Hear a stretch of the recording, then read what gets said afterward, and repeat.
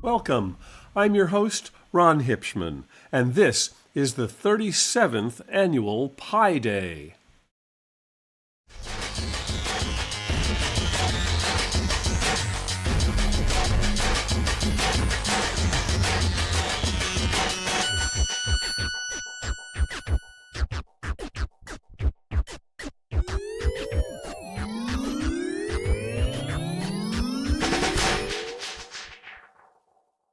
Pi Day is an important day for us at the Exploratorium. It also happens to be Einstein's birthday. We take the whole idea of Einstein's famous tongue photo very seriously on Pi Day. So do the Swiss.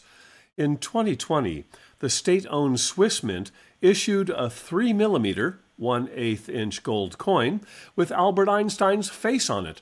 It's the smallest gold coin in the world with a value of 1/4 Swiss franc, or about 26 cents. Unfortunately, only 999 were made, and they were sold for 199 francs, or about $70. It came with a special magnifying glass so owners could see the famous physicist on its face. Even though we have the Swiss consulate right next door on Pier 17, I wasn't able to obtain one. I just looked it up online, and they're now selling for $5,000. In 1978 and 1979, the Swiss also struck two 20-franc Einstein coins, one with his famous formulae and one with his face, but no tongue. Your favorite pet can't resist emulating Einstein, or one of my fellow staff members' kids. Nor could my very good friend and astronomy professor Benjamin with his longest COVID Einstein hair. Or our very own Larry Shaw, the founder and inventor of Pi Day way back in 1988. This day is a tribute to him and his life. Pi Day has a nice Wikipedia page, and there you find documented that Pi Day was first celebrated at the Exploratorium, and it was created by our own Larry Shaw. You can click through to find a nice bio of Larry. Larry built and placed the original Pi Shrine on the mezzanine of the Exploratorium back when the museum was at the Palace of Fine Arts. He placed it in the middle of the round classroom made of round cinder blocks.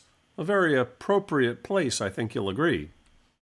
When we moved to Pier 15, we dedicated a new Pi Shrine. It's on the public plaza in front of the museum on the Embarcadero. Be sure to visit it and walk around it 3.14 times in celebration. We celebrate Pi Day on March 14th at 1:59. Reduced to its numbers, that would be 314 at 1:59. Compacted a bit more, and you get the value of pi, or a decent approximation, 3.14159. Among other activities, at 1:59, we of course have our Pi Parade, where everyone has an Exploratorium yardstick topped by a digit of pi, appropriately written on a pie plate. We march down to the Pi Shrine to pomp and circumstance containing the digits of pi. We then circumambulate the Pi Shrine 3.14 times while singing Happy Birthday to Albert Einstein. And then we eat pie. But Pi Day isn't our only opportunity for celebration. Sometimes we celebrate 2 Pi Day on June 28th at 3:18, or 6/28 at 3:18. 2 times pi is 6.28318. And when we're feeling silly, we celebrate 3 Pi Day. 3 times pi is 9.424778, which would occur on 9/42 or September 42nd, or really October 12th if you carry those extra 12 days from September into October. In Europe, they write the date as day month. so they're limited to celebrating Pi Approximation Day, or July 22nd, or 22/7. You may remember that 22 divided by 7 is a good approximation of pi, and indeed it is, 3.14285, good to 0.04%. One of the most common places where pi shows up is in the famous formula for calculating the circumference of a circle if you know the diameter. The circumference, how far around, is equal to pi times the diameter, how far across, or in shorthand, c equals pi times d. By moving things around algebraically, we can see that pi is the ratio of the circumference to the diameter. This is true for every circle, no matter its size. For instance, if we start with this lovely pizza and some pepperoni, you'll notice that in this case, 7 pepperoni fit across the pizza. Well, if it's 7 pepperoni across, you'd also notice that it's 22 pepperoni around. The ratio of the circumference to the diameter here is 22 pepperoni around to 7 pepperoni across. Remember that 22/7 is a good approximation for pi? Well, at least to 0.07%, which is good enough for pizza. Here you see it again. And again, it's the same for all circles, pizzas, small, medium, large, and extra large. Pi is irrational. This means a few things. First, it cannot be written as the ratio of two integers. Like our pi approximation 22/7. That's a ratio of two integers, so 22/7 is not irrational. Next, an irrational number has an infinite number of digits. Our approximation does have an infinite number of digits, but it also fails a third test, that it does not settle into an infinitely repeating pattern of digits. Here you can see the repeating pattern of our approximation. Pi never repeats. You may have heard that pi is also a transcendental number. That doesn't mean it has anything to do with Maharishi Mahesh Yogi and transcendental meditation, but rather pi and all transcendental numbers cannot be calculated with any finite series of algebraic operations. Every transcendental number is also irrational. Let's just move on. Pi has a long and storied history. If you look at Wikipedia's list of the chronology of the computation of pi, you'll find 115 record-breaking computations. We don't have time to explore all of them, so let's take a look at some selected bits. We'll see how important pi was to so many cultures. In Egypt, around 2600 BCE, a long time ago, they used our 22/7 approximation of pi. That got them quite far. 700 years later, in Babylonia, around 1900 BCE, they were using 25/8 as a reasonable approximation, only 0.5% too small. 1,300 years later, at the time the Bible was written, around 600 BCE, we find a value of pi in the text of Kings chapter 7.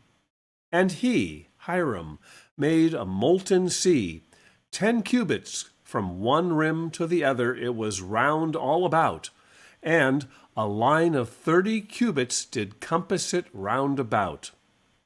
Okay, remember our equation.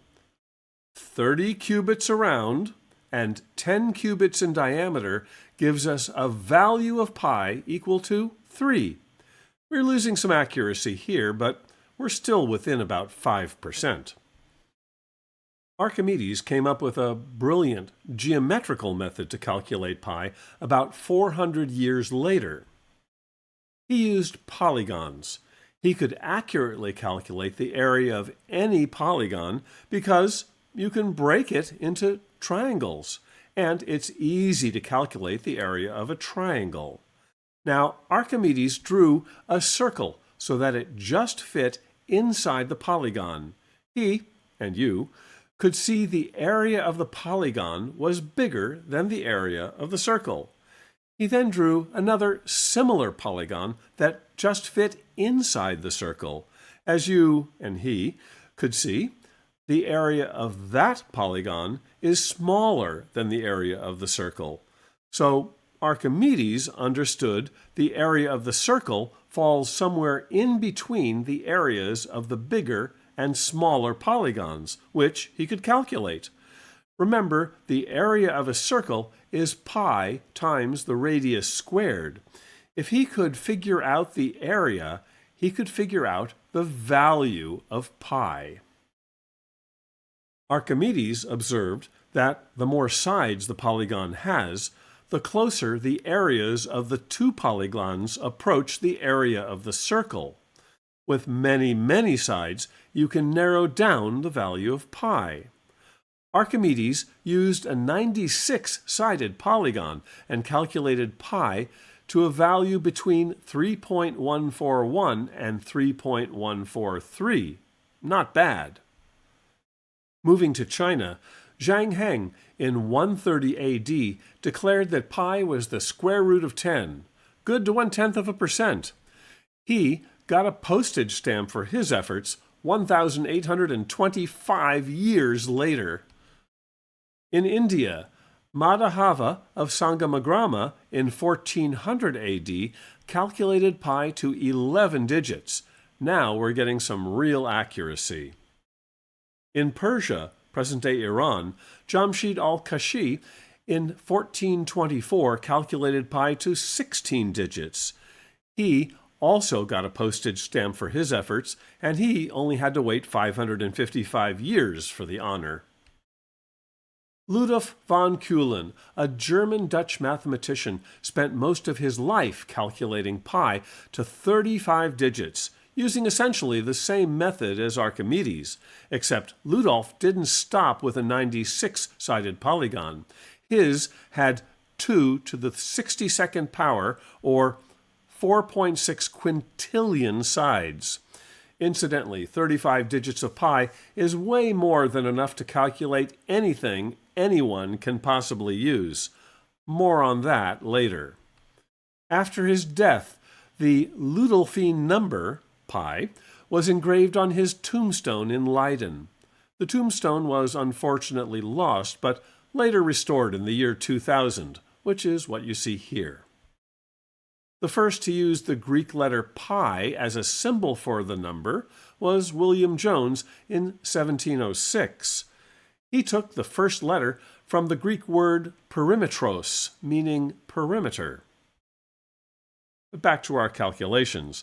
In 1853, William Shanks performed the largest hand-done calculation to date. In 1853, he published 527 digits of pi. 20 years later, in 1873, after much more calculations, he expanded his accuracy to 707 digits. But unfortunately, because of an error at the very beginning of his calculation, only the first 528 were still correct. Even though that meant 20 years of hard work down the drain, it was still a magnificent achievement. John von Neumann, in 1949, found 2,037 digits with a calculation that took only 70 hours of computer time, not 20 years of his life. He used the ENIAC computer. The ENIAC, or Electronic Numerical Integrator and Computer, was the first programmable electronic general-purpose digital computer. By the way, a modern iPhone has 4 processors that each run over 2.3 million times faster than ENIAC, and that doesn't include the graphics processor or neural engine, but I digress. In 1958, François Janouille calculated pi to 10,000 digits in 1.7 hours on an IBM 704 computer. In the modern era, 1 million digits were first calculated in 1973, 1 billion digits in 1989, 1.2 trillion digits in 2002, 2.7 trillion in 2009, 13 trillion in 2014, and 20 trillion in 2016. For the next two, I want to just point out a couple of recent personalities of pi computation. On Pi Day 2019, Emma Haruka Iwao and the Pi calculating team at Google computed pi to 31.4 trillion digits. And on January 29th, 2020, Timothy Mulliken, on a computer he built himself, calculated pi to 50 trillion digits. His calculation took 303 days at a cost of about $10,000, which was only 5% of Google's $200,000 cost of calculation. Adding Emma and Timothy to the list doesn't quite complete it, however. In 2021, a Swiss team calculated pi to over 62 trillion digits, and in 2022, pi was calculated to 100 trillion digits by Emma Haruka Iwao and the Google team. I want you to notice something here before we move on. Look carefully at Emma's 2019 calculation. Notice anything familiar? It's the value of pi in there. Pi times 10 to the 13th power digits. And the 2021 Swiss value is double that. 2 pi times 10 to the 13th power digits. All in all, that's a lot of pi. If we plot the number of digits calculated through time, here's what we get. Note the vertical scale is logarithmic, meaning that for each vertical square, you multiply the number of digits by 100. Up until about 1950, the number of calculated digits grew rather slowly because all that work had to be done by hand. After 1950, the digital computer sped things up tremendously. 100 trillion digits of pi is a lot of digits. How many do we really need? Voyager 1, launched in 1977, is the farthest human-made object from Earth and the first spacecraft to reach interstellar space.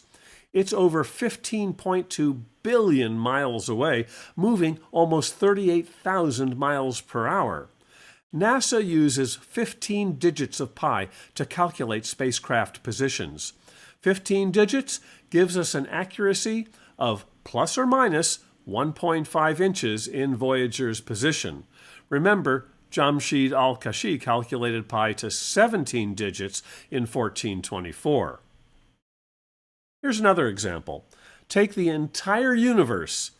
We have a pretty good figure for the diameter of the known universe.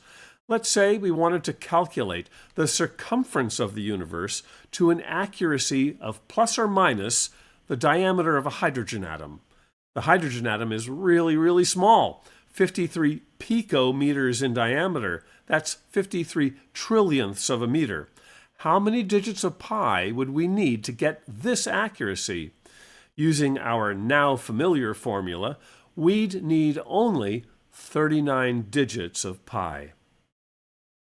Pi Day has found its way into popular culture. It was first declared National Pi Day by an act of Congress in 2009. Let's take a listen. House Resolution 224, resolution supporting the designation of Pi Day and for other purposes. On this vote, the yeas are 391, the nays 10. Two-thirds being in the affirmative, the rules are suspended. The resolution is agreed to. Aside from Pi Day, pi has found its way into popular culture in Hollywood, too. In this episode of Star Trek, an evil alien has invaded the computer of the Enterprise. Spock has a way to keep it busy. Ready. Implement.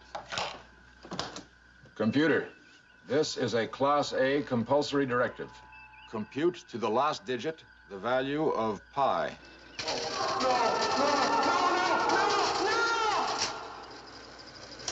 As we know, the value of pi is a transcendental figure without resolution. The computer banks will work on this problem to the exclusion of all else until we order it to stop. Yes, that should keep that thing busy for a while. There was also a rather disturbing movie, Pi, made in 1998. A popular activity involving pi is seeing how many digits one can memorize. The current record holder is Rajesh Meena, who recited 70,000 digits. 9 years before that, in 2006, Akira Haraguchi, a retired Japanese engineer, claimed to have recited 100,000 decimal places, but the claim was not verified by Guinness World Records. What tricks can you use to remember pi?